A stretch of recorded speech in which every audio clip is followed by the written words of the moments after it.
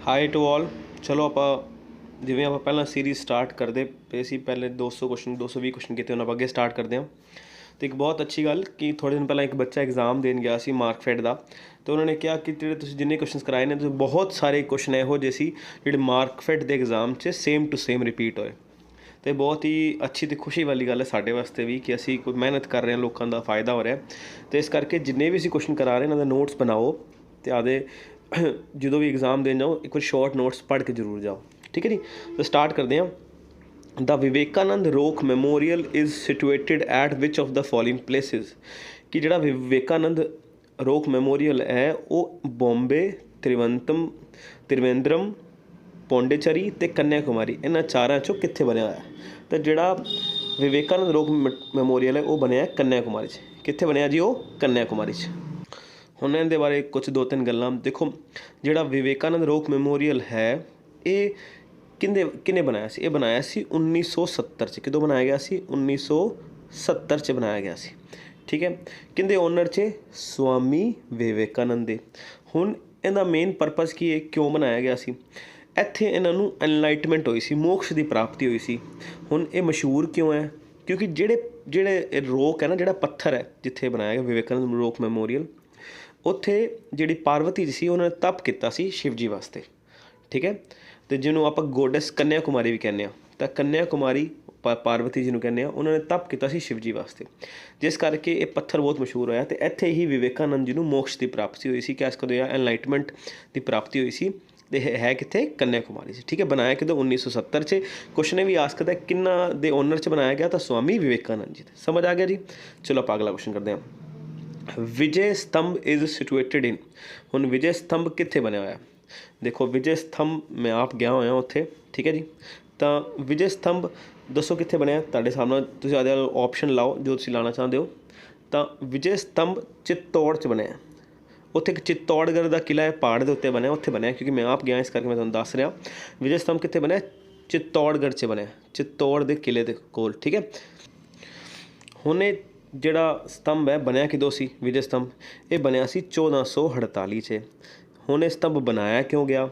ਇਹ ਸਤੰਭ ਬਣਾਇਆ ਸੀ ਰਾਣਾ ਕੁੰਭਾ, ਇੱਕ ਹਿੰਦੂ ਕਿੰਗ ਸੀ, ਉਹਦੀ ਜਿੱਤ ਹੋਈ ਸੀ ਮੁਹੰਮਦ ਖਿਲਜੀ ਉੱਤੇ, ਅਤੇ ਇਹ ਇਸ ਕਰਕੇ ਬਣਾਇਆ ਗਿਆ ਸੀ ਰਾਜਸਥਾਨ ਚਿੱਤੌੜਗੜ੍ਹ 'ਚ। ਅਤੇ ਇਹ ਕਿਸ ਗੁਰੂ ਨੂੰ ਜਾਂ ਕਿਸ ਗੋਡ ਨੂੰ ਡੈਡੀਕੇਟ ਕੀਤਾ ਹੋਇਆ? ਇਹ ਲੋਰਡ ਵਿਸ਼ਨੂੰ। ਕਿਹਨਾਂ ਨੂੰ? ਲੋਰਡ ਵਿਸ਼ਨੂੰ ਨੂੰ ਡੈਡੀਕੇਟ ਕੀਤਾ, ਲੋਰਡ ਵਿਸ਼ਨੂੰ।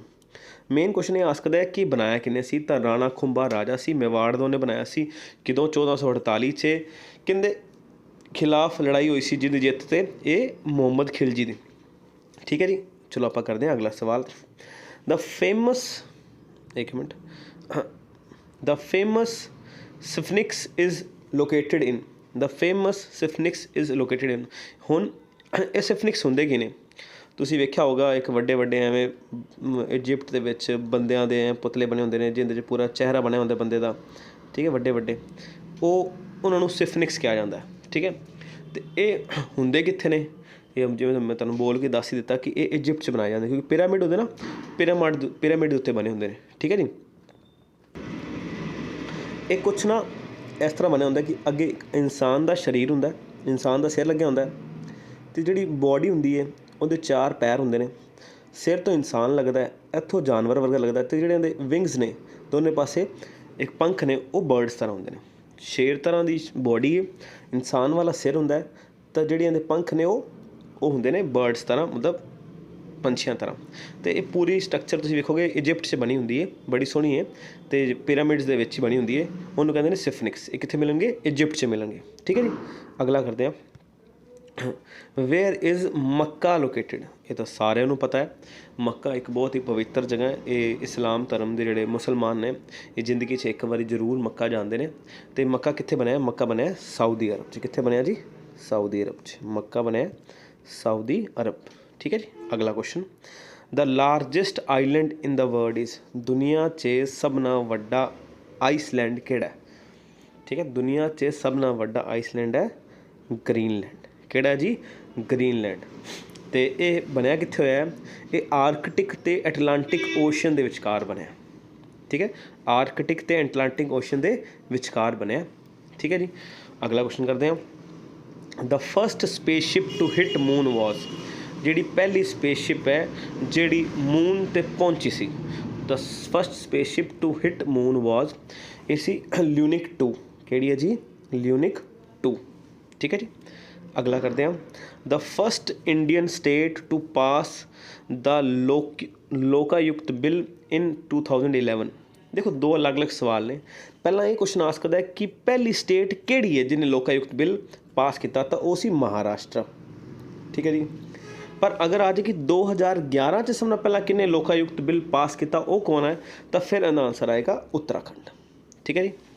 ਮਹਾਰਾਸ਼ਟਰ ਨੇ ਇਹਨੂੰ 1971 'ਚ 1971 'ਚ ਪਾਸ ਕਰਤਾ ਸੀ, ਪਰ 2011 'ਚ ਪਹਿਲਾਂ ਕਿਹਨੇ ਕੀਤੇ? ਉੱਤਰਾਖੰਡ ਨੇ। ਠੀਕ ਹੈ ਜੀ। ਅਗਲਾ ਕੁਐਸਚਨ ਕਰਦੇ ਹਾਂ। ਅਗਲਾ, the joint sitting of house of the people and the council of state is summoned by. ਜਿਹੜੇ ਆਪਣੇ ਲੋਕ ਸਭਾ ਅਤੇ ਰਾਜ ਸਭਾ ਦੀ ਜਿਹੜੀ ਜੁਆਇੰਟ ਮੀਟਿੰਗ ਹੁੰਦੀ ਹੈ, ਉਹ ਕੌਣ ਸਮਨ ਕਰਦਾ ਹੁੰਦੀ? ਤਾਂ ਉਹ ਕਰਦਾ ਪ੍ਰੈਜ਼ੀਡੈਂਟ। ਕੌਣ ਕਰਦਾ ਜੀ? ਪ੍ਰੈਜ਼ੀਡੈਂਟ ਕਰਦਾ। ਠੀਕ ਹੈ ਜੀ। ਅਗਲਾ, the council of minister is collectively responsible to which of the following. ਉਹਨਾਂ ਦਾ ਮਤਲਬ ਸਮਝੋ ਕੀ ਹੈ। ਇਹਦਾ ਮਤਲਬ ਹੈ ਕਿ ਜਿਹੜੇ ਮੰਤਰੀ ਮੰਡਲ ਹੁੰਦਾ ਹੈ, ਉਹ ਕੋਈ ਵੀ ਕੰਮ ਕਰਦਾ ਹੈ ਤਾਂ ਉਹਨੂੰ ਜਵਾਬਦੇਹੀ ਕਿਹਨੂੰ ਦੇਣੀ ਪੈਂਦੀ ਹੈ? ਠੀਕ ਹੈ ਨਾ। ਮੰਨ ਲਓ ਕੋਈ ਨਵਾਂ ਮੰਤਰੀ ਮੰਡਲ ਬਣਿਆ, ਉਹਨਾਂ ਨੇ ਕੋਈ ਮੰਨ ਲਓ ਪਾਲਿਸੀ ਲੈ ਕੇ ਆਏ, ਕੋਈ ਨਵਾਂ ਬਿੱਲ ਲੈ ਕੇ ਆਏ, ਤਾਂ ਉਹਦੇ ਬਾਰੇ ਡਿਸਕਸ਼ਨ ਹੋਏਗੀ, ਉਹਨੂੰ ਲੋਕਾਂ ਨੂੰ ਜਵਾਬ ਤਾਂ ਦੇਣਾ ਪਏਗਾ, ਕੋਈ ਸਵਾਲ ਜਵਾਬ ਤਾਂ ਹੋਣਗੇ ਨਾ। ਉਹ ਕਿਹਨਾਂ ਨੂੰ ਕਰਦੇ ਨੇ? ਉਹ ਲੋਕ ਸਭਾ 'ਚ ਹੁੰਦਾ। ਠੀਕ ਹੈ। ਤਾਂ ਮੰਤਰੀ ਮੰਡਲ ਕਿਹਨਾਂ ਨੂੰ ਜਵਾਬ ਦੇ ਹੁੰਦਾ? ਲੋਕ ਸਭਾ 'ਚ। ਠੀਕ ਹੈ ਜੀ। ਕਿਉਂਕਿ ਲੋਕ ਸਭਾ 'ਚ ਦੋਨੋਂ ਪਾਰਟੀਆਂ ਹੁੰਦੀਆਂ, ਓਪੋਜੀਸ਼ਨ ਪਾਰਟੀ ਹੁੰਦੀ ਹੈ, ਉਹ ਤਾਂ ਸਵਾਲ ਖੜੇ ਕਰਦੇ ਨੇ, ਫਿਰ ਉਹਨਾਂ ਦੇ ਜਵਾਬ ਦੇਣੇ ਪੈਂਦੇ ਨੇ। ਠੀਕ ਹੈ ਜੀ। ਅਗਲਾ ਕਰਦੇ ਹਾਂ। who has a right under the constitution to seek the opinion of Supreme Court on questions of law। ਕਿ ਕਿਹਦੇ ਕੋਲ ਅਧਿਕਾਰ ਹੈ ਕਿ ਉਹ ਐਡਵਾਈਸ ਮਤਲਬ ਸਲਾਹਕਾਰੀ ਸ਼ਕਤੀ ਉਹਦੇ ਕੋਲ ਹੈਗੀ ਹੈ, ਮੈਂ ਸੁਪਰੀਮ ਕੋਰਟ ਤੋਂ ਸਲਾਹ ਲੈ ਸਕਦਾ। ਤਾਂ ਸੁਪਰੀਮ ਕੋਰਟ ਕੋਲ ਸਲਾਹ ਲੈਣ ਦੀ ਸ਼ਕਤੀ ਕਿਹਦੇ ਕੋਲ ਹੈ? ਪ੍ਰੈਜ਼ੀਡੈਂਟ ਕੋਲ। Under article 143। ਅੰਡਰ ਆਰਟੀਕਲ 143 ਤੁਹਾਨੂੰ ਯਾਦ ਨਹੀਂ ਹੁੰਦਾ ਤਾਂ ਮੈਂ ਤੁਹਾਨੂੰ ਟ੍ਰਿਕ ਦੱਸੀ ਹੋਈ ਹੈ। ਪ੍ਰੈਜ਼ੀਡੈਂਟ ਦਾ ਸੁਪਰੀਮ ਕੋਰਟ ਨਾਲ ਪਿਆਰ ਹੈ, ਤਾਂ 143 ਆਈ ਲਵ ਯੂ ਯਾਦ ਰੱਖਿਆ ਜੇ। ਪ੍ਰੈਜ਼ੀਡੈਂਟ ਅਤੇ ਸੁਪਰੀਮ ਕੋਰਟ ਦਾ ਪਿਆਰ ਹੈ, ਸਲਾਹ ਲੈ ਸਕਦੇ ਨੇ ਇੱਕ ਦੂਸਰੇ ਕੋਲ, ਇੱਕ ਦੂਸਰੇ ਨਾਲ ਗੱਲਾਂ ਡਿਸਕਸ ਕਰ ਸਕਦੇ ਨੇ, ਤਾਂ ਇੱਕ ਦੂਜੇ 'ਚ ਪਿਆਰ ਹੈ। ਆਰਟੀਕਲ ਨੰਬਰ 143 ਕਿਉਂਕਿ ਇਹ ਪੁੱਛਿਆ ਜਾ ਚੁੱਕਿਆ ਸਵਾਲ ਹੈ। ਅਗਲਾ, ਚਿਪਕੋ ਮੂਵਮੈਂਟ ਵਾਜ਼ ਬੇਸਿਕਲੀ ਅਗੇਂਸਟ। ਇੱਕ ਚਿਪਕੋ ਮੂਵਮੈਂਟ ਸਟਾਰਟ ਹੋਈ ਸੀ। ਠੀਕ ਹੈ। ਇਹ ਕਿਹਦੇ ਅਗੇਂਸਟ ਹੈ? ਦੇਖੋ ਚਿਪਕੋ ਮੂਵਮੈਂਟ ਸੀ ਡੀਫੋਰੈਸਟੇਸ਼ਨ ਦੇ ਅਗੇਂਸਟ, ਮਤਲਬ ਪੇੜਾਂ ਦੀ ਕਟਾਈ ਦੇ ਵਿਰੁੱਧ ਸੀ। ਠੀਕ ਹੈ ਜੀ। ਅਤੇ ਇਹ ਸਟਾਰਟ ਕਿੱਥੋਂ ਹੋਈ ਸੀ? ਇਹ 1973 'ਚ ਉੱਤਰਾਖੰਡ 'ਚ ਸਟਾਰਟ ਹੋਈ ਸੀ। ਜਿਹੜੇ ਉੱਥੋਂ ਦੇ ਪਹਾੜੀ ਇਲਾਕੇ ਨੇ, ਹਿਮਾਲਯਨ ਰੀਜਨਸ, ਉੱਥੇ ਸਟਾਰਟ ਹੋਈ ਸੀ। ਪੇੜਾਂ ਦੀ ਕਟਾਈ ਨੂੰ ਰੋਕਣ ਵਾਸਤੇ ਲੋਕਾਂ ਨੇ ਪੇੜਾਂ ਨੂੰ ਜੱਫੀ ਪਾ ਲਈ ਸੀ, ਮਤਲਬ ਚਿਪਕ ਗਏ ਸੀ ਪੇੜਾਂ ਨਾਲ ਸਾਰੇ ਰਲ ਕੇ, ਤਾਂ ਕਿ ਕੋਈ ਪੇੜ ਦੀ ਕਟਾਈ ਨਾ ਕਰੇ। ਠੀਕ ਹੈ। ਇਹ ਵੈਰੀ ਇੰਪੋਰਟੈਂਟ ਕੁਐਸਚਨ ਹੈ। ਅਗਲਾ, the world environment day is celebrated on. ਕਿ ਵਰਲਡ ਇਨਵਾਇਰਮੈਂਟ ਡੇ ਕਦੋਂ ਮਨਾਇਆ ਜਾਂਦਾ? ਤਾਂ ਵਰਲਡ ਇਨਵਾਇਰਮੈਂਟ ਡੇ ਮਨਾਇਆ ਜਾਂਦਾ 5 ਜੂਨ ਨੂੰ। ਠੀਕ ਹੈ। ਇਹ ਕਿਸ ਕਰਕੇ ਮਨਾਇਆ ਜਾਂਦਾ? UN ਨੇ ਡਿਸਾਈਡ ਕੀਤਾ ਸੀ, ਯੂਨਾਈਟਿਡ ਨੇਸ਼ਨ ਨੇ, ਸੰਯੁਕਤ ਰਾਸ਼ਟਰ ਨੇ। ਅਤੇ ਪਹਿਲੀ ਵਾਰੀ ਕਦੋਂ ਮਨਾਇਆ ਗਿਆ? 1974 'ਚ। 1974 'ਚ। ਇਹ ਕਿਉਂ ਮਨਾਇਆ ਜਾਂਦਾ? ਗਲੋਬਲ ਵਾਰਮਿੰਗ ਹੋ ਗਈ, ਜਿਹੜੀ ਬਹੁਤ ਜ਼ਿਆਦਾ ਗਰਮੀ ਵੱਧ ਰਹੀ, ਓਵਰ ਪਾਪੂਲੇਸ਼ਨ ਹੋ ਗਿਆ।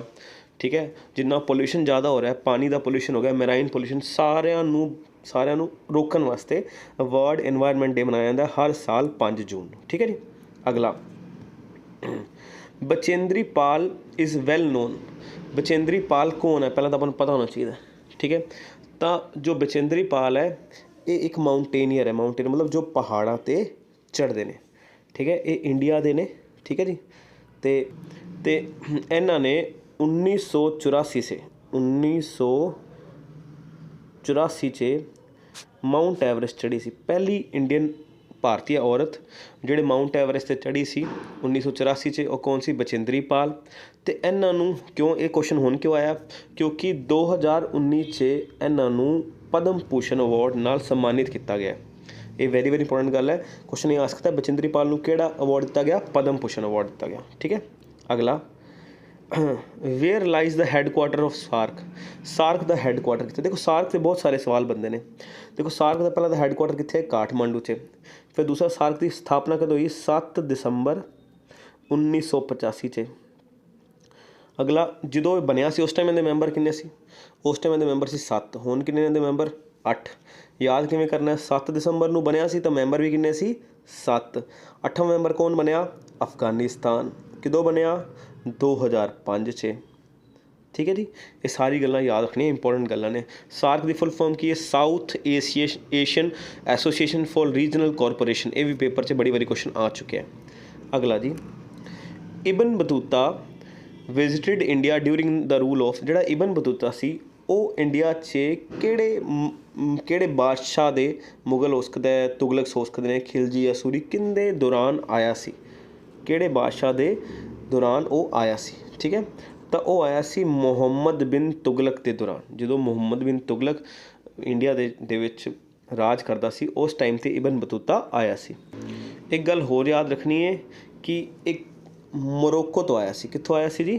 ਮੋਰੋਕੋ ਤੋਂ, ਜਿਹਨੂੰ ਆਪਾਂ ਮੋਸਕੋ ਕਹਿੰਦੇ ਹਾਂ ਨਾ, ਮੋਰੋਕੋ ਇਹ ਆਇਆ ਸੀ ਮੋਰੋਕੋ ਤੋਂ। ਠੀਕ ਹੈ ਜੀ। ਇਹ ਜ਼ਿਆਦਾਤਰ ਅਫਰੀਕਾ ਅਤੇ ਯੂਰੋਪ ਏਸ਼ੀਆ ਇਹਨਾਂ ਕੰਟਰੀਜ਼ 'ਚ ਘੁੰਮਦਾ ਰਹਿੰਦਾ ਸੀ।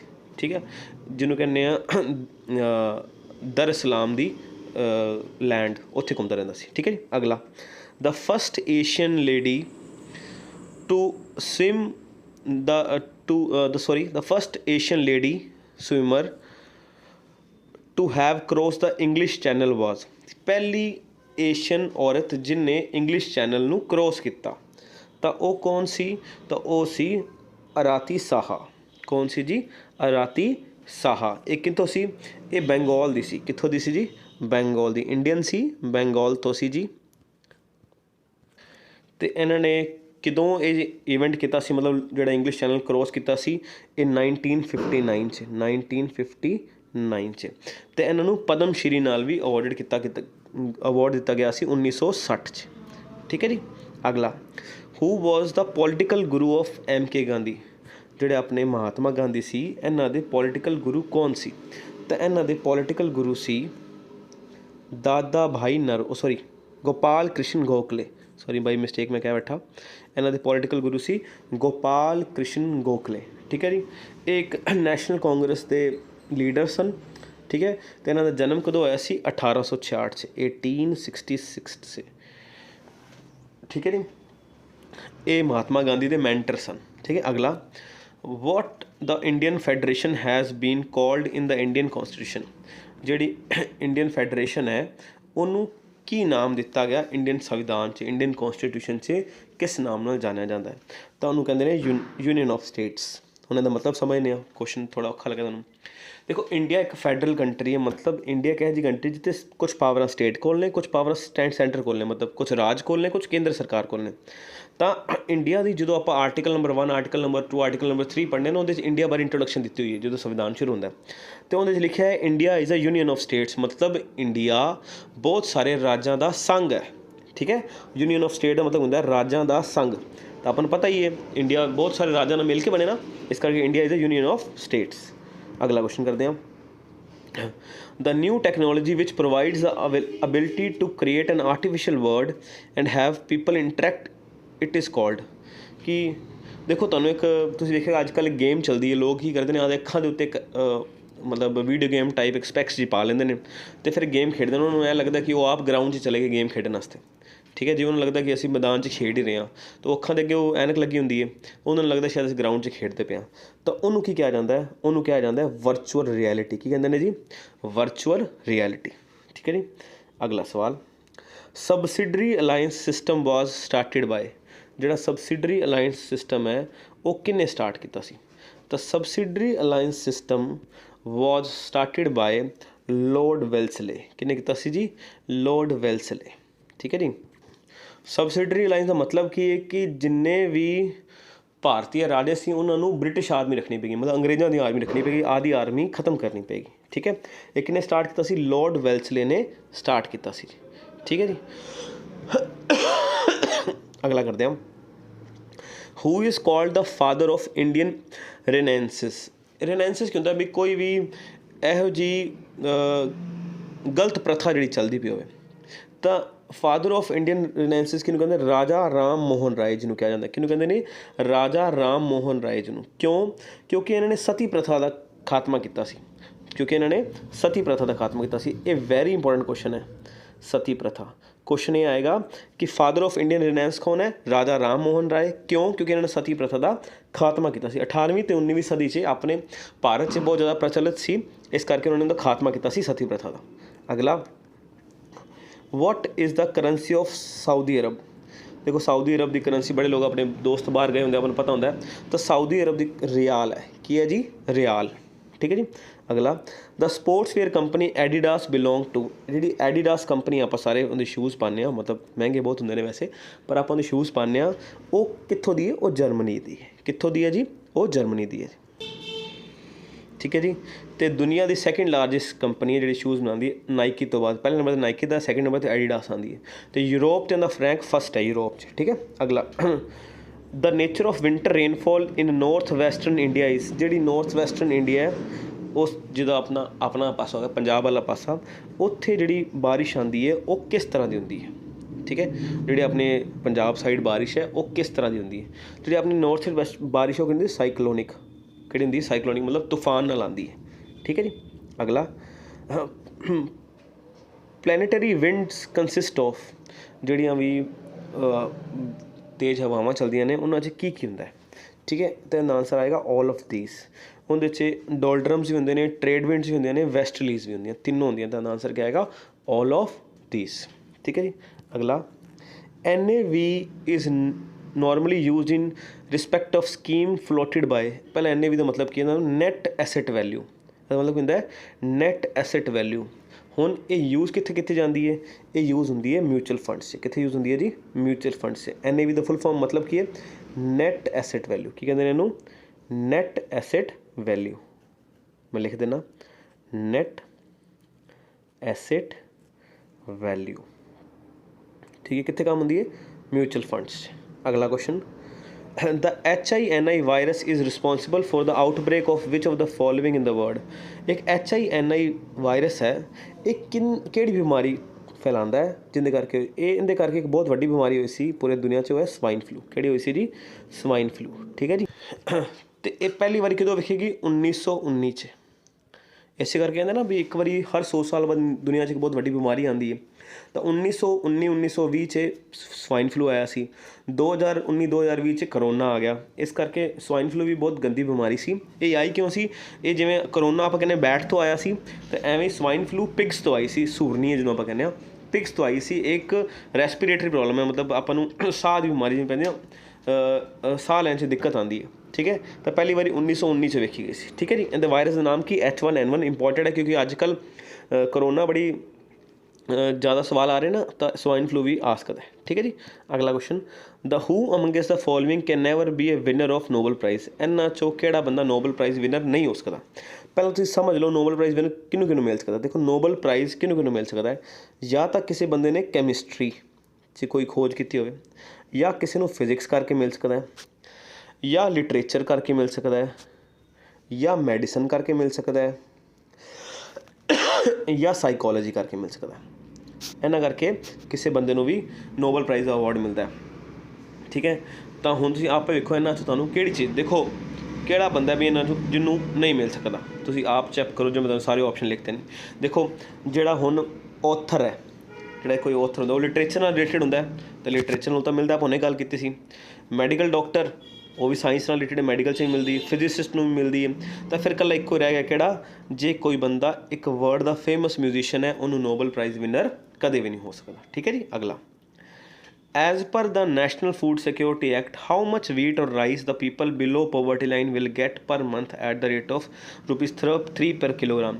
भी नैशनल सिक्योरिटी फूड सिक्योरिटी के तहत जेडे बंदों की मतलब डेली की इनकम बहुत घट है, जी पॉवर्टी लाइन तो भी थले आते हैं, गरीबी रेखा तो भी थले, उन्होंने हर महीने ₹3 पर किलो के हिसाब नाल कितना राशन मिलेगा, मतलब कितना वीट तो कितना अपना चावल मिलेगा, आप ये दसना। ठीक है जी। तो इनका आंसर ही बनता है अपन मिलेगा 25 किलो। कितना मिलेगा जी, 25 किलो। अगला question, which of the following is a chemical fertiliser. इन्हां चों कैमिकल फर्टिलाइजर किहड़ा है, तो इन्हां चों जो कैमिकल फर्टिलाइजर है वो है MOP, म्यूरेट ऑफ पोटाश। ठीक है। इहदे लगभग 60% पोटाश होंदा है। तो इनका काम की होंदा है, इनका काम होंदा है प्लांट की ग्रोथ करना। ਜਿਹੜਾ ਆਪਣਾ ਪੌਦਾ ਹੈ ਉਹਦੀ ਗਰੋਥ ਹੁੰਦੀ ਹੈ। ਇਹਦੇ ਨਾਲ ਕੀ ਹੁੰਦਾ, ਪ੍ਰੋਡਕਸ਼ਨ ਜਿਹੜੀ ਪ੍ਰੋਟੀਨ ਬਣਦਾ ਹੈ, ਸ਼ੂਗਰ ਬਣਦੀ ਹੈ, ਠੀਕ ਹੈ। ਇਹਦੇ ਨਾਲ ਬਹੁਤ ਸਾਰੇ ਫਾਇਦੇ ਹੁੰਦੇ ਨੇ। ਆਈ ਹੋਪ ਸੋ ਤੁਹਾਡੇ ਨੰਬਰ ਬੜੇ ਵਧੀਆ ਆ ਰਹੇ ਨੇ। ਤੁਸੀਂ ਜੇ ਸਾਡੀ ਸਾਰੀ ਸੀਰੀਜ਼ ਵੇਖਦੇ ਹੋ ਕਿ 1200 ਕੁਐਸਚਨ ਦੀ, ਤੁਸੀਂ ਕੋਈ ਵੀ ਪੰਜਾਬ ਛੱਡੋ ਇੰਡੀਆ ਦੇ ਅੰਦਰ ਕੋਈ ਵੀ ਐਗਜ਼ਾਮ ਕਰ ਲਓਗੇ, ਤੁਹਾਡੇ ਬਹੁਤ ਅੱਛੇ ਨੰਬਰ ਆਉਣਗੇ। ਤੁਹਾਨੂੰ ਦੱਸਿਆ ਨਾ, ਮਾਰਕਫੈਟ ਦੇ ਪੇਪਰ 'ਚ ਬਹੁਤ ਸਾਰੇ ਕੁਐਸਚਨ ਸਾਡੇ ਸੇਮ ਟੂ ਸੇਮ ਰਿਪੀਟ ਹੋਏ ਨੇ, ਠੀਕ ਹੈ ਜੀ। ਸੋ ਆਪਣਾ ਨੈਕਸਟ ਕੁਐਸਚਨ ਕਹਿੰਦੇ which of the following countries is not the member of nuclear supplier group. ਹੁਣ ਕਹਿੰਦੇ ਜੀ ਕਿਹੜੀ ਇਹਨਾਂ ਵਿੱਚੋਂ ਕੰਟਰੀ ਨਿਊਕਲੀਅਰ ਸਪਲਾਇਰ ਗਰੁੱਪ ਦੀ ਮੈਂਬਰ ਨਹੀਂ ਹੈ। ਹੁਣ ਨਿਊਕਲੀਅਰ ਸਪਲਾਇਰ ਗਰੁੱਪ ਕੀ ਹੈ ਜੀ, 48 ਕੰਟਰੀਜ਼ ਦਾ ਇੱਕ ਸੰਘ ਹੈ, ਜਿਹਦੇ ਵਿੱਚ ਇਹ ਕੀ ਕਰਦੇ ਨੇ, ਇਹਨਾਂ ਨੇ ਇੱਕ ਐਸੋਸੀਏਸ਼ਨ ਬਣਾਈ ਹੋਈ ਹੈ ਜਿਹਦੇ ਵਿੱਚ ਨਿਊਕਲੀਅਰ ਵੈਪਨਸ ਨੂੰ ਲੈ ਕੇ, ਠੀਕ ਹੈ ਜੀ, ਇਹਨਾਂ ਨੇ ਕੁਝ ਸਮਝੌਤੇ ਕੀਤੇ ਹੋਏ ਨੇ। ਅਤੇ ਜਿਹੜਾ ਈਰਾਨ ਹੈ ਜੀ ਉਹ ਕੀ ਹੈ, ਇਹ NSG ਗਰੁੱਪ ਦਾ ਮੈਂਬਰ ਨਹੀਂ ਹੈਗਾ। ਅਤੇ ਇੱਕ ਗੱਲ ਹੋਰ ਯਾਦ ਰੱਖਣੀ ਹੈ, ਇੰਡੀਆ ਵੀ ਕੀ ਹੈ ਜਿਹੜਾ NSG ਗਰੁੱਪ ਦਾ ਮੈਂਬਰ ਨਹੀਂ ਹੈਗਾ।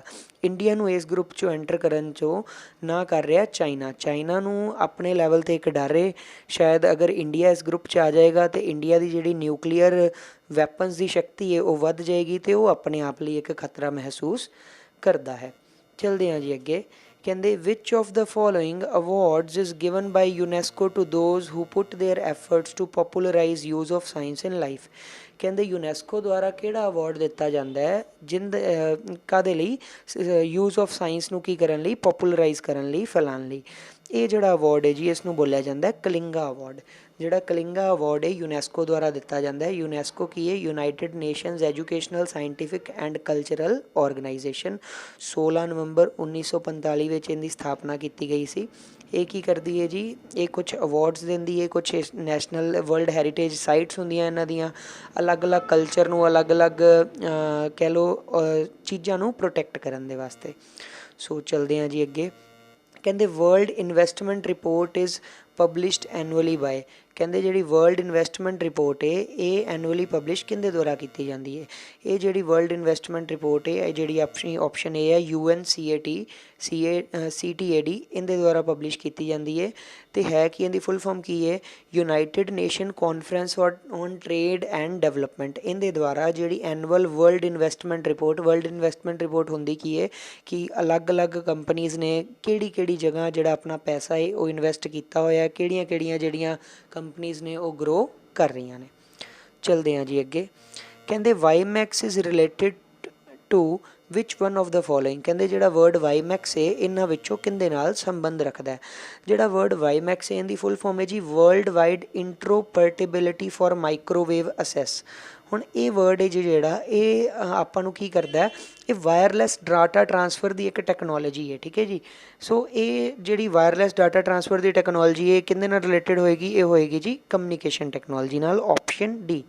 ਚਲਦੇ ਹਾਂ ਜੀ ਅੱਗੇ। ਕਹਿੰਦੇ which one of the following is not a civilian award given by government of India. ਕਹਿੰਦੇ ਜੀ ਇਹਨਾਂ ਵਿੱਚੋਂ ਕਿਹੜਾ ਅਵਾਰਡ ਹੈ ਜਿਹੜਾ ਸਿਵਿਲੀਅਨ ਅਵਾਰਡ ਨਹੀਂ ਹੈਗਾ, ਆਮ ਇਨਸਾਨ ਨੂੰ ਨਹੀਂ ਦਿੱਤਾ ਜਾਂਦਾ। ਉਹ ਹੈ ਜੀ ਆਪਣੇ ਕੋਲ ਕੀਰਤੀ ਚੱਕਰ ਜਿਹੜਾ ਅਵਾਰਡ ਹੈ ਉਹ ਇੱਕ ਆਰਮੀ ਦਾ, ਮਿਲਟਰੀ ਦਾ ਇੱਕ ਅਵਾਰਡ ਹੈ ਜਿਹੜਾ ਕਿਸੇ ਆਮ ਨਾਗਰਿਕ ਨੂੰ ਨਹੀਂ ਮਿਲ ਸਕਦਾ। ਚੱਲਦੇ ਹਾਂ ਜੀ ਅੱਗੇ। ਨੈਕਸਟ ਆ ਗਿਆ ਜੀ ਆਪਣੇ ਕੋਲ NCTC। ਜਿਹੜਾ NCTC ਕੀ ਹੈ ਜੀ, ਕਹਿੰਦੇ NCTC ਦੀ ਫੁੱਲ ਫਾਰਮ ਦੱਸੋ। NCTC ਦੀ ਫੁੱਲ ਫਾਰਮ ਹੈ ਆਪਣੇ ਕੋਲ ਇੱਥੇ ਆਪਸ਼ਨ B ਦੇ ਵਿੱਚ ਨੈਸ਼ਨਲ ਕਾਊਂਟਰ ਟੈਰਰਿਜ਼ਮ ਸੈਂਟਰ। ਇਹ ਜਿਹੜਾ ਨੈਸ਼ਨਲ ਕਾਊਂਟਰ ਟੈਰਰਿਜ਼ਮ ਸੈਂਟਰ ਹੈ ਇਹ ਕੀ ਸੀ ਜੀ, ਇਹ ਇੱਕ ਅਮਰੀਕਾ ਤੋਂ ਆਪਾਂ ਮੋਟੀਵੇਸ਼ਨ ਲੈ ਕੇ ਆਪਣੀ ਇੱਕ ਆਰਗੇਨਾਈਜੇਸ਼ਨ ਬਣਾਈ ਹੋਈ ਹੈ ਜਿਹੜੀ ਕੀ ਕਰਦੀ ਹੈ, ਟੈਰਰਿਸਟ ਦੇ ਖਿਲਾਫ ਕੰਮ ਕਰਦੀ ਹੈ। ਚਲਦੇ ਹਾਂ ਜੀ ਅੱਗੇ। ਕਹਿੰਦੇ who introduced English education in India officially India ਦੇ ਵਿੱਚ ਜਿਹੜੀ ਇੰਗਲਿਸ਼ ਐਜੂਕੇਸ਼ਨ ਹੈ ਇਹ ਕਿਸ ਨੇ ਸਟਾਰਟ ਕੀਤੀ। ਇਹ ਸਟਾਰਟ ਕੀਤੀ ਗਈ ਸੀ ਜੀ ਲਾਰਡ ਵਿਲੀਅਮ ਬੈਂਟਿਕ ਦੁਆਰਾ। ਆਪਸ਼ਨ ਡੀ ਜਿਹੜੀ ਆਪਣੀ ਲਾਰਡ ਵਿਲੀਅਮ ਬੈਂਟਿਕ ਕੌਣ ਸੀ, ਇਹ ਭਾਰਤ ਦੇ ਗਵਰਨਰ ਜਨਰਲ ਆਪਣੇ ਕੋਲ ਰਹੇ ਸੀ ਵਿਲੀਅਮ ਬੈਂਟਿਕ। ਚਲਦੇ ਹਾਂ ਜੀ ਅੱਗੇ। ਕਹਿੰਦੇ in which of the following state India is located a tiger reserve which is also a world heritage site. ਕਹਿੰਦੇ ਜੀ ਆਪਣੇ ਕਿੱਥੇ ਇੱਕ ਇਹੋ ਜਿਹੀ ਨੈਸ਼ਨਲ ਟਾਈਗਰ ਰਿਜ਼ਰਵ ਹੈ ਜਿਹੜੀ ਇੱਕ ਵਰਲਡ ਹੈਰੀਟੇਜ ਸਾਈਟ ਵੀ ਹੈ। ਇਹ ਹੈ ਜੀ ਆਪਣੇ ਕੋਲ ਆਸਾਮ ਦੇ ਵਿੱਚ ਨੈਸ਼ਨਲ ਪਾਰਕ ਹੈ ਜਿਹੜੀ, ਉਹਦਾ ਨਾਮ ਹੈ ਮਾਨਸ ਨੈਸ਼ਨਲ ਪਾਰਕ। 1990 ਦੇ ਵਿੱਚ ਇਹਨੂੰ ਇੱਕ ਵਰਲਡ ਹੈਰੀਟੇਜ ਸਾਈਟ ਵੀ ਡਿਕਲੇਅਰ ਕੀਤਾ ਗਿਆ ਸੀ। ਉਸ ਤੋਂ ਬਾਅਦ ਕੀ ਹੈ, ਇਹ ਆਪਣਾ ਇੱਕ ਟਾਈਗਰ ਰਿਜ਼ਰਵ ਵੀ ਹੈ ਅਤੇ ਇੱਕ ਨੈਸ਼ਨਲ ਪਾਰਕ ਵੀ ਹੈ, ਪਲੱਸ ਇੱਕ ਵਰਲਡ ਹੈਰੀਟੇਜ ਸਾਈਟ ਵੀ ਹੈ। ਚਲਦੇ ਹਾਂ ਜੀ ਅੱਗੇ। ਇਹ ਆਪਾਂ ਪਹਿਲਾਂ ਵੀ ਕੁਐਸਚਨ ਕਰ ਚੁੱਕੇ ਹਾਂ ਪਿਛਲੀ ਵੀਡੀਓ ਦੇ ਵਿੱਚ। The word Satyameva Jayate inscribed below the base plate of emblem of India are taken from. ਕਹਿੰਦੇ ਜੋ ਸਤਯਮੇਵ ਜਯਤੇ ਹੈ ਲਿਖਿਆ ਹੁੰਦਾ ਹੈ ਕਿੱਥੋਂ ਲਿਆ ਗਿਆ? ਇਹ ਲਿਆ ਗਿਆ ਜੀ ਮੁਕੰਦਾ ਉਪਨਿਸ਼ਦ ਵਿੱਚੋਂ। ਠੀਕ ਹੈ ਜੀ, ਆਪਸ਼ਨ ਸੀ ਆਪਣੀ ਇੱਥੇ ਕਰੈਕਟ ਹੋਏਗੀ, ਮੁਕੰਦਾ ਉਪਨਿਸ਼ਦ। ਚਲਦੇ ਹਾਂ ਜੀ ਅੱਗੇ। ਕਹਿੰਦੇ how money time has financial emergency have ਬਿਨ ਡਿਕਲੇਅਰਡ ਇਨ ਇੰਡੀਆ। ਕਹਿੰਦੇ ਭਾਰਤ ਦੇ ਵਿੱਚ ਜਿਹੜੀ ਫਾਈਨੈਂਸ਼ੀਅਲ ਐਮਰਜੈਂਸੀ ਹੈ ਇਸ ਨੂੰ ਕਿੰਨੀ ਵਾਰ ਲਗਾਇਆ ਗਿਆ? ਭਾਰਤ ਦੇ ਵਿੱਚ ਜਿਹੜੀ ਨੈਸ਼ਨਲ ਐਮਰਜੈਂਸੀ ਉਹ 3 ਵਾਰ ਲੱਗ ਚੁੱਕੀ ਹੈ, ਬਟ ਜਿਹੜੀ ਫਾਈਨੈਂਸ਼ੀਅਲ ਐਮਰਜੈਂਸੀ ਉਹ ਅੱਜ ਤੱਕ 1 ਵਾਰ ਵੀ ਨਹੀਂ ਲੱਗੀ। ਸੋ ਇੱਥੇ ਆਪਣੇ ਕੋਲ ਆਪਸ਼ਨ ਆ ਜਾਏਗਾ ਜੀ ਆਪਸ਼ਨ ਡੀ। ਚਲਦੇ ਹਾਂ ਜੀ ਅੱਗੇ। ਕਹਿੰਦੇ ਜੀ what is the motto of NCC national cadet corps. ਇਹਨਾਂ ਦਾ ਜਿਹੜਾ ਮੋਟੋ ਹੁੰਦਾ ਜੀ ਇਹ ਹੁੰਦਾ ਏਕਤਾ ਔਰ ਅਨੁਸ਼ਾਸਨ। ਅਗਰ ਤੁਹਾਡੇ 'ਚੋਂ ਕਿਸੇ ਨੇ NCC ਜੁਆਇਨ ਕੀਤੀ ਹੋਈ ਹੈ ਅਤੇ ਤੁਹਾਨੂੰ ਇਹਦੇ ਬਾਰੇ ਬੜੀ ਚੰਗੀ ਤਰ੍ਹਾਂ ਪਤਾ ਹੋਏਗਾ। ਇਹਦਾ ਜਿਹੜਾ ਮੋਟੋ ਹੈ ਏਕਤਾ ਔਰ ਅਨੁਸ਼ਾਸਨ। ਚਲਦੇ ਹਾਂ ਜੀ ਅੱਗੇ। ਕਹਿੰਦੇ who was the first person to address United Nations in Hindi. ਕਹਿੰਦੇ ਜੀ ਕਿਹੜੇ ਪਰਸਨ ਸੀ ਜਿਨ੍ਹਾਂ ਨੇ ਯੂਨਾਈਟਿਡ ਨੇਸ਼ਨਸ ਨੂੰ ਹਿੰਦੀ ਦੇ ਵਿੱਚ ਐਡਰੈਸ ਕੀਤਾ? ਇਹ ਸੀ ਜੀ ਆਪਣੇ ਅਟਲ ਬਿਹਾਰੀ ਵਾਜਪਾਈ। ਅਟਲ ਬਿਹਾਰੀ ਵਾਜਪਾਈ ਜੀ ਨੇ ਕੀ ਕੀਤਾ ਸੀ, ਜਿਹੜੀ ਨੈਸ਼ਨਲ ਜਨਰਲ ਅਸੈਂਬਲੀ ਸੀ, UN ਜਨਰਲ ਅਸੈਂਬਲੀ ਸੀ, ਠੀਕ ਹੈ ਜੀ, ਇਸ ਨੂੰ ਪਹਿਲੀ ਵਾਰ ਹਿੰਦੀ ਦੇ ਵਿੱਚ ਉੱਥੇ ਸਪੀਚ ਦਿੱਤੀ ਸੀ। ਚਲਦੇ ਹਾਂ ਜੀ ਅੱਗੇ। ਨੈਕਸਟ ਕੁਐਸਚਨ ਆ ਗਿਆ, which term is use to refer large number which is formed by writing 1 followed by 100 zeros. ਕਹਿੰਦੇ ਜੀ ਉਹ ਨੰਬਰ ਨੂੰ ਕੀ ਬੋਲਾਂਗੇ ਜਿਹਦੇ ਲਈ ਆਪਾਂ 1 ਲਿਖ ਕੇ ਪਿੱਛੇ 100 ਜ਼ੀਰੋਸ ਲਗਾ ਦਈਦੀਆਂ ਨੇ? ਇਹਨੂੰ ਬੋਲਦੇ ਨੇ ਜੀ ਗੂਗਲ। ਗੂਗਲ, ਇਹਨੂੰ ਗੂਗਲ ਬੋਲਿਆ ਜਾਂਦਾ। ਅਤੇ ਜਿਹੜਾ ਗੂਗਲ ਹੈ ਇਹੀ ਵਰਡ ਤੋਂ ਜਿਹੜੀ ਆਪਣੀ ਗੂਗਲ ਕੰਪਨੀ ਹੈ, ਜਿਹੜਾ ਸਰਚ ਇੰਜਨ ਹੈ, ਉਹਦਾ ਨਾਮ ਰੱਖਿਆ ਗਿਆ। ਚਲਦੇ ਹਾਂ ਜੀ ਅੱਗੇ। ਕਹਿੰਦੇ according to Hindu mythology who is the guru of devas. ਕਹਿੰਦੇ ਜੀ ਦੇਵਾਂ ਦੇ ਦੇਵ ਕੌਣ ਨੇ? ਠੀਕ ਹੈ ਜੀ, ਇਹ ਦੇਵਾਂ ਦੇ ਗੁਰੂ ਕਿਹਨਾਂ ਨੂੰ ਕਿਹਾ ਜਾਂਦਾ ਹੈ? ਇਹ ਕਿਹਾ ਜਾਂਦਾ ਜੀ ਬ੍ਰਹਸਪਤੀ ਜੀ ਨੂੰ, ਅਤੇ ਇਹ ਆਪਣੇ ਇੱਕ ਵੇਦ ਦੇ ਵਿੱਚ ਲਿਖਿਆ ਹੋਇਆ। ਚਲਦੇ ਹਾਂ ਜੀ ਅੱਗੇ। ਕਹਿੰਦੇ which is the only state to have common civil code in force. ਆਪਣੀ ਇੱਕ ਚੀਜ਼ ਹੈ ਜੀ ਜਿਹਨੂੰ ਯੂਨੀਫਾਰਮ ਸਿਵਲ ਕੋਡ ਵੀ ਬੋਲਿਆ ਜਾਂਦਾ। ਕਹਿੰਦੇ ਕਿਹੜੀ ਸਟੇਟ ਹੈ ਜਿਹਦੇ ਵਿੱਚ ਉਹ ਲਾਗੂ ਹੈ? ਉਹ ਹੈ ਜੀ ਗੋਆ। ਕਾਮਨ ਸਿਵਲ ਕੋਡ ਕੀ ਹੁੰਦਾ ਜੀ? ਕੁਛ ਰੂਲਸ ਹੁੰਦੇ ਨੇ ਜਿਹੜੇ ਕਿ ਸਾਰੇ ਲੋਕਾਂ 'ਤੇ, ਭਾਵੇਂ ਉਹ ਕਿਸੇ ਵੀ ਜਾਤੀ ਕਿਸੇ ਵੀ ਧਰਮ ਦੇ ਹੋਣ, ਉਹਨਾਂ 'ਤੇ ਸਮਾਨ ਤਰੀਕੇ ਨਾਲ ਅਪਲਾਈ ਕੀਤੇ ਜਾਂਦੇ ਨੇ। ਇਹਨੂੰ ਕਾਮਨ ਸਿਵਲ ਕੋਡ ਜਾਂ ਯੂਨੀਫਾਰਮ ਸਿਵਲ ਕੋਡ ਬੋਲਿਆ ਜਾਂਦਾ ਹੈ। ਚਲਦੇ ਹਾਂ ਜੀ ਅੱਗੇ। ਨੈਕਸਟ ਕੁਐਸਚਨ ਆ ਗਿਆ, apart from Delhi which other union territory has its own elected Vidhan Sabha and the executive councils of minister head by a chief minister। ਕਹਿੰਦੇ ਜੀ ਦਿੱਲੀ ਤੋਂ ਇਲਾਵਾ ਕਿਹੜੀ UT ਹੈ ਜਿੱਥੇ ਕੀ ਹੈ ਉੱਥੋਂ ਦੀ ਆਪਣੀ ਇੱਕ ਵਿਧਾਨ ਸਭਾ ਹੈ ਅਤੇ ਜਿਹੜੇ ਉੱਥੋਂ ਦੇ ਕਾਊਂਸਲ ਆਫ ਮਿਨਿਸਟਰ ਹੈ ਉਹਨੂੰ ਉੱਥੋਂ ਦਾ ਚੀਫ ਮਿਨਿਸਟਰ ਹੈੱਡ ਕਰਦਾ। ਇੱਕ ਹੈ ਜੀ ਦਿੱਲੀ ਅਤੇ ਦੂਜੀ ਹੈ ਜੀ ਆਪਣੇ ਕੋਲ ਪੌਂਡੀਚੇਰੀ। ਦਿੱਲੀ ਅਤੇ ਪੌਂਡੀਚੇਰੀ ਕੀ ਨੇ? ਇਹਨਾਂ ਦਾ ਆਪਣਾ ਇੱਕ ਚੀਫ ਮਿਨਿਸਟਰ ਹੈ ਅਤੇ ਇਹਨਾਂ ਦੀ ਇੱਕ ਕਾਊਂਸਲ ਆਫ ਮਿਨਿਸਟਰ ਹੁੰਦੀ ਹੈ ਜਿਹੜੀ ਕਿ ਵਿਧਾਨ ਸਭਾ ਦੇ ਵਿੱਚ ਹੁੰਦੀ ਹੈ। ਚਲਦੇ ਹਾਂ ਅਗਲੇ ਕੁਐਸਚਨ ਵੱਲ। ਨੈਕਸਟ ਆ ਗਿਆ ਜੀ, ਕਹਿੰਦੇ which religious teacher establish 4 math in the 4 corners of country. Badrinath, Dwarka, Puri ਅਤੇ ਸ਼੍ਰੀਗੇਰੀ। ਕਹਿੰਦੇ ਜੀ ਕਿਹੜੇ ਸੀ ਆਪਣੇ ਰਿਲੀਜੀਅਸ ਟੀਚਰ ਜਿਨ੍ਹਾਂ ਨੇ ਕੀ ਕੀਤਾ ਸੀ? ਇਹ 4 ਮਠ ਦੀ ਸਥਾਪਨਾ ਕੀਤੀ ਸੀ। ਇਹ ਸੀ ਜੀ ਆਪਣੇ ਆਪਸ਼ਨ ਏ ਆਦਿ ਸ਼ੰਕਰਾਚਾਰਿਆ ਜੀ। ਆਪਸ਼ਨ ਏ ਆਦਿ ਸ਼ੰਕਰਾਚਾਰਿਆ ਜੀ ਨੇ ਇਹ 4 ਮਠ ਦੀ ਸਥਾਪਨਾ ਕੀਤੀ ਸੀ। ਚਲਦੇ ਹਾਂ ਜੀ ਅੱਗੇ। ਕਹਿੰਦੇ the national flag was adopted by constituent assembly of India on. ਹੁਣ ਇਹ ਆਪਾਂ ਪਹਿਲਾਂ ਵੀ ਕੁਐਸਚਨ ਡਿਸਕਸ ਕਰ ਚੁੱਕੇ ਹਾਂ। ਇਹਦਾ ਸਹੀ ਆਨਸਰ ਹੈ ਜੀ 2 ਜੁਲਾਈ ਨਹੀਂ ਹੈਗਾ, ਇਹਦਾ ਸਹੀ ਆਨਸਰ ਹੈ ਜਿਹੜਾ ਉਹ ਹੈ 22 ਜੁਲਾਈ। ਯਾਦ ਰੱਖਣਾ 22 ਜੁਲਾਈ 1947।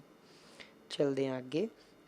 ਕਹਿੰਦੇ ਹੂ ਰੋਟ ਅਸ਼ਟਾਧਾਈ ਦ ਅਰਲੀਐਸਟ ਐਗਜ਼ਿਸਟਿੰਗ ਗ੍ਰਾਮਰ ਆਫ ਸੰਸਕ੍ਰਿਤ। ਕਹਿੰਦੇ ਅਸ਼ਟਾਧਾਈ ਜਿਹੜੀ ਕਿ ਅਰਲੀਐਸਟ ਗ੍ਰਾਮਰ ਹੈ ਇਹ ਕਿਹਨਾਂ ਨੇ ਲਿਖੀ ਸੀ? ਇਹ ਲਿਖੀ ਗਈ ਸੀ ਜੀ ਪੈਨਿਨੀ ਦੁਆਰਾ ਜੀ। ਆਪਸ਼ਨ ਡੀ ਆਪਣੀ ਪੈਨਿਨੀ, ਠੀਕ ਹੈ ਜੀ। ਇਹਨਾਂ ਦੁਆਰਾ ਜਿਹੜਾ ਅਸ਼ਟਾਧਾਈ ਗ੍ਰਾਮਰ ਸੀ ਸੰਸਕ੍ਰਿਤ ਦੀ ਉਹ ਲਿਖੀ ਗਈ ਸੀ। ਚਲਦੇ ਹਾਂ ਜੀ ਅਗਲੇ ਕੁਐਸਚਨ 'ਤੇ। ਕਹਿੰਦੇ ਜੀ ਫੋਬੋਸ ਐਂਡ ਡਿਮੋਸ ਆਰ 2 ਮੂਨਸ ਜਾਂ natural satellite of which planet. ਬਹੁਤ ਵਾਰ ਕੁਐਸਚਨ ਆਉਂਦਾ ਸੋਲਰ ਸਿਸਟਮ ਵਿੱਚੋਂ। ਫੋਬੋਸ ਅਤੇ ਡਿਮੋਸ ਕਿਹਦੇ ਉਪਗ੍ਰਹਿ ਨੇ, ਕਿਹਦੇ ਮੂਨ ਨੇ? ਇਹ ਹੈ ਜੀ ਆਪਣੇ ਕੋਲ ਮਾਰਸ ਯਾਨੀ ਕਿ ਮੰਗਲ। ਮੰਗਲ ਹੈ ਜਿਹੜਾ, ਇਹਦੇ 2 ਉਪਗ੍ਰਹਿ ਨੇ, ਇੱਕ ਨੂੰ ਬੋਲਿਆ ਜਾਂਦਾ ਫੋਬੋਸ ਅਤੇ ਦੂਸਰੇ ਨੂੰ ਬੋਲਿਆ ਜਾਂਦਾ ਡਿਮੋਸ। ਅਗਲੇ ਕੁਐਸਚਨ 'ਤੇ ਚੱਲਦੇ ਹਾਂ ਜੀ। ਕਹਿੰਦੇ the news agency Reuters belong to which one of the following countries. ਕਹਿੰਦੇ ਜਿਹੜੀ ਨਿਊਜ਼ ਏਜੰਸੀ ਹੈ ਰਿਊਟਰਸ ਇਹ ਕਿੱਥੋਂ ਬਿਲੋਂਗ ਕਰਦੀ ਹੈ? ਇਹ ਬਿਲੋਂਗ ਕਰਦੀ ਹੈ ਜੀ ਯੂਨਾਈਟਿਡ ਕਿੰਗਡਮ ਤੋਂ। ਲੰਡਨ ਦੀ ਇਹ ਏਜੰਸੀ ਹੈ, ਨਿਊਜ਼ ਏਜੰਸੀ, ਠੀਕ ਹੈ ਜੀ, ਯੂਨਾਈਟਿਡ ਕਿੰਗਡਮ। ਸੋ ਇੱਥੇ ਬਣ ਜਾਏਗਾ ਆਪਣਾ ਕਰੈਕਟ ਆਂਸਰ। ਚਲਦੇ ਹਾਂ ਜੀ ਅੱਗੇ। ਕਹਿੰਦੇ ਵਿਚ ਕੰਟਰੀ ਵੋਨ ਦਾ ਫਸਟ ਵਰਲਡ ਕੱਪ ਕ੍ਰਿਕਟ। ਕਹਿੰਦੇ ਜੀ ਕਿਸ ਕੰਟਰੀ ਨੇ ਜਿਹੜਾ ਪਹਿਲਾ ਵਰਲਡ ਕੱਪ ਸੀ ਕ੍ਰਿਕਟ ਦਾ ਉਹ ਜਿੱਤਿਆ? ਇਹ ਜਿੱਤਿਆ ਸੀ ਜੀ ਵੈਸਟ ਇੰਡੀਜ਼ ਨੇ। ਅਤੇ ਕਿਹਦੇ ਖਿਲਾਫ ਜਿੱਤਿਆ ਸੀ? ਆਸਟ੍ਰੇਲੀਆ ਦੇ ਖਿਲਾਫ ਇਹ ਵਰਲਡ ਕੱਪ ਜਿੱਤਿਆ ਸੀ। ਚਲਦੇ ਹਾਂ ਆਪਣੇ ਨੈਕਸਟ ਕੁਐਸਚਨ ਵੱਲ। Which of the following is a landlock state. ਹੁਣ ਲੈਂਡਲੌਕ ਸਟੇਟ ਕੀ ਹੈ ਜੀ?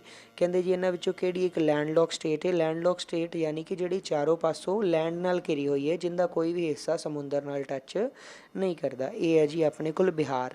ਜਿਹੜੀਆਂ ਬਾਕੀ ਸਾਰੀਆਂ ਸਟੇਟਸ ਨੇ ਇਹ ਕਿਤੇ ਨਾ ਕਿਤੇ ਇਹਨਾਂ ਦਾ ਜਿਹੜਾ ਹਿੱਸਾ ਹੈ ਕੁਛ ਉਹ ਸਮੁੰਦਰ ਨਾਲ ਮਿਲਦਾ, ਪਰ ਜਿਹੜਾ ਬਿਹਾਰ ਹੈ ਇਹ ਕਿਸੇ ਪਾਸੋਂ ਵੀ ਕੀ ਹੈ ਸਮੁੰਦਰ ਦੇ ਨਾਲ ਨਹੀਂ ਮਿਲਦਾ। ਚਲਦੇ ਹਾਂ ਜੀ ਆਪਣੇ ਅਗਲੇ ਕੁਐਸਚਨ 'ਤੇ। The last nawab of Awadh was. ਕਹਿੰਦੇ ਜੋ ਅਵਧ ਦੇ ਲਾਸਟ ਨਵਾਬ ਸੀ ਉਹ ਕੌਣ ਸੀ?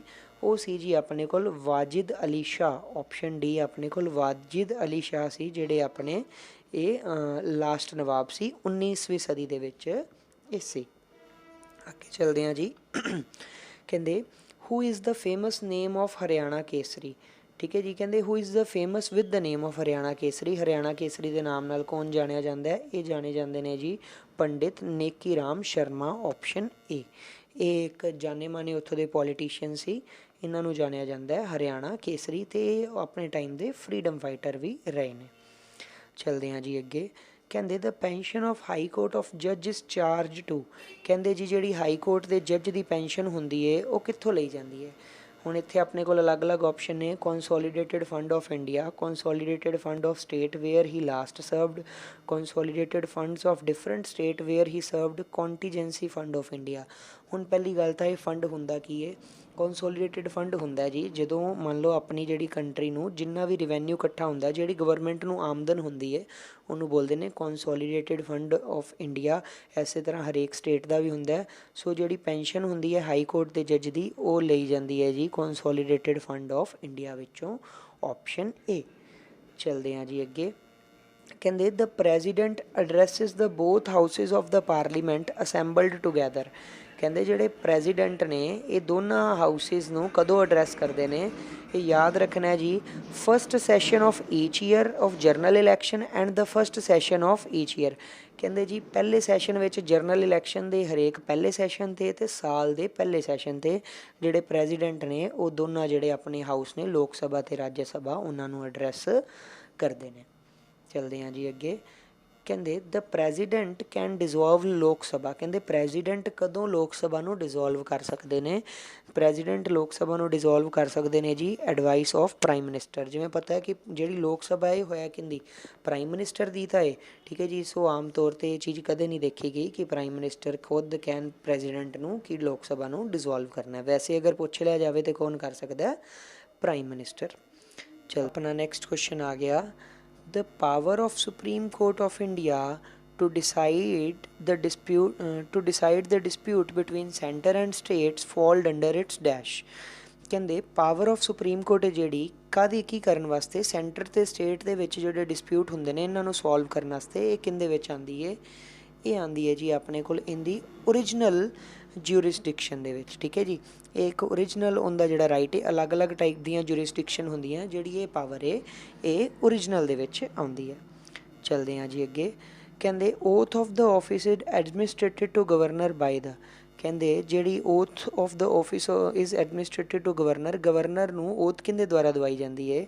ਜਿਵੇਂ ਆਪਣੇ ਪ੍ਰੈਜ਼ੀਡੈਂਟ ਨੂੰ ਜਿਹੜੀ ਓਥ ਹੈ ਉਹ ਦਵਾਈ ਜਾਂਦੀ ਚੀਫ ਜਸਟਿਸ ਆਫ ਇੰਡੀਆ ਦੁਆਰਾ। ਜਿਹੜੇ ਆਪਣੇ ਗਵਰਨਰ ਨੇ ਉਹਨਾਂ ਨੂੰ ਦਵਾਈ ਜਾਂਦੀ ਹੈ chief justice of high court ਦੁਆਰਾ। ਠੀਕ ਹੈ ਜੀ, ਆਪਸ਼ਨ ਆਪਣੀ ਇੱਥੇ ਆ ਜਾਏਗੀ C chief justice of high court. ਚਲਦੇ ਹਾਂ ਜੀ ਅੱਗੇ। ਕਹਿੰਦੇ the national flag was adopted by the constituent assembly of India on 22 July 1947 was presented to the nation at the midnight session of the assembly on 14th August 1947 on the behalf of। ਕਹਿੰਦੇ ਜਿਹੜਾ flag ਸੀ ਜਿਹੜਾ ਅਪਣਾ ਲਿਆ ਗਿਆ ਸੀ 22 July 1947 ਨੂੰ, ਇਸ ਨੂੰ 14 ਅਗਸਤ 1947 ਨੂੰ ਅਸੈਂਬਲੀ ਦੇ ਵਿੱਚ ਪ੍ਰੈਜ਼ੈਂਟ ਕੀਤਾ ਗਿਆ। ਕਿਹਦੇ ਬਿਹਾਫ 'ਤੇ ਕੀਤਾ ਗਿਆ ਸੀ ਜੀ? The people of India, Bharat ਦੇ ਲੋਕਾਂ ਦੁਆਰਾ। ਚਲਦੇ ਹਾਂ ਜੀ ਅੱਗੇ। The largest revenue in India is obtained from, ਕਹਿੰਦੇ ਜੀ ਜਿਹੜਾ ਸਭ ਤੋਂ ਜ਼ਿਆਦਾ ਰਿਵੈਨਿਊ ਹੈ ਭਾਰਤ ਸਰਕਾਰ ਨੂੰ ਕਿੱਥੋਂ ਆਉਂਦਾ ਹੈ, ਇਹ ਆਉਂਦਾ ਜੀ ਕਾਰਪੋਰੇਟ ਟੈਕਸ। ਕਾਰਪੋਰੇਟ ਟੈਕਸ ਕੀ ਹੁੰਦਾ ਹੈ, ਜਿੰਨੀਆਂ ਵੀ ਪ੍ਰਾਈਵੇਟ ਤੇ ਪਬਲਿਕ ਕੰਪਨੀਜ਼ ਨੇ, ਇਹ ਕੰਪਨੀਜ਼ ਦੁਆਰਾ ਜਿਹੜਾ ਟੈਕਸ ਦਿੱਤਾ ਜਾਂਦਾ ਹੈ ਇਹਨੂੰ ਬੋਲਦੇ ਨੇ ਕਾਰਪੋਰੇਟ ਟੈਕਸ। ਚਲਦੇ ਹਾਂ ਜੀ ਅੱਗੇ। Who was the first governor of Punjab, Punjab ਦੇ ਪਹਿਲੇ ਗਵਰਨਰ ਕੌਣ ਸਨ? ਬੜਾ ਹੀ ਇੰਪੋਰਟੈਂਟ ਕੁਐਸਚਨ, ਵਾਰ-ਵਾਰ ਪੰਜਾਬ ਦੇ ਅਲੱਗ-ਅਲੱਗ ਐਗਜ਼ਾਮਸ ਦੇ ਵਿੱਚ ਇਹ ਪੁੱਛਿਆ ਜਾਂਦਾ ਹੈ।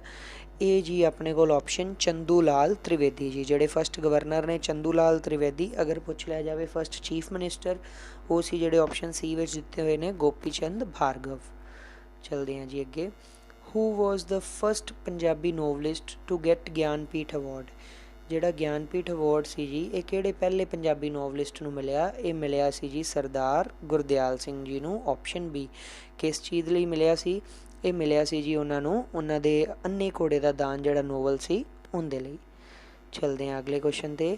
Van was Punjab and PEPSU merged, Punjab ਤੇ ਪੈਪਸੂ ਮਰਜ ਕਦੋਂ ਹੋਏ? ਇਹ ਮਰਜ ਹੋਏ ਸੀ ਜੀ 1956 ਦੇ ਵਿੱਚ, ਆਪਸ਼ਨ ਡੀ। 1956 ਵਿੱਚ ਪੰਜਾਬ ਤੇ ਪੈਪਸੂ ਸੀ ਜਿਹੜੇ ਇਹ ਮਰਜ ਹੋਏ। ਚਲਦੇ ਹਾਂ ਜੀ ਅੱਗੇ। ਕਹਿੰਦੇ the freedom fighter who died in jail due to the hunger strike was, ਕਹਿੰਦੇ ਕਿਹੜੇ ਫਰੀडम ਫਾਈਟਰ ਸੀ ਜਿਹੜੇ ਹੰਗਰ ਸਟ੍ਰਾਈਕ ਕਰਕੇ ਜਿਨ੍ਹਾਂ ਦੀ ਜੇਲ੍ਹ ਵਿੱਚ ਡੈਥ ਹੋ ਗਈ? ਇਹ ਸੀ ਜਤਿਨ ਦਾਸ। ਜਿਹੜੇ ਜਤਿਨ ਦਾਸ ਸੀ ਇਹਨਾਂ ਦੀ ਲਾਹੌਰ ਜੇਲ੍ਹ ਦੇ ਵਿੱਚ ਡੈਥ ਹੋ ਗਈ ਸੀ। ਇਹ ਕੀ ਇਹਨਾਂ ਦੀ ਮੰਗ ਸੀ? ਇਹ ਚਾਹੁੰਦੇ ਸੀ ਕਿ ਜਿਹੜੇ ਕੈਦੀ ਨੇ ਉਹਨਾਂ ਨੂੰ ਵੀ ਇੱਕ ਪ੍ਰੋਪਰ ਸਿਸਟਮ ਦੇ ਨਾਲ ਰੱਖਿਆ ਜਾਏ। ਉਸ ਟਾਈਮ 'ਤੇ ਕੈਦੀਆਂ ਦੇ ਹਾਲਾਤ ਬਹੁਤ ਜ਼ਿਆਦਾ ਮਾੜੇ ਸੀ, ਸੋ ਇਹ ਉਸ ਗੱਲ ਦੇ ਲਈ ਲੜਦੇ ਲੜਦੇ ਇੱਕ ਹੰਗਰ ਸਟ੍ਰਾਈਕ ਦੇ ਵਿੱਚ ਇਹਨਾਂ ਦੀ ਡੈਥ ਹੋ ਗਈ, ਭੁੱਖ ਹੜਤਾਲ। ਚਲਦੇ ਹਾਂ ਜੀ ਅੱਗੇ। ਕਹਿੰਦੇ ਜੀ the present day calendar is based on, ਕਹਿੰਦੇ ਜਿਹੜਾ ਅੱਜ ਦਾ ਕੈਲੰਡਰ ਹੈ ਕਿਹਦੇ 'ਤੇ ਬੇਸਡ ਹੈ?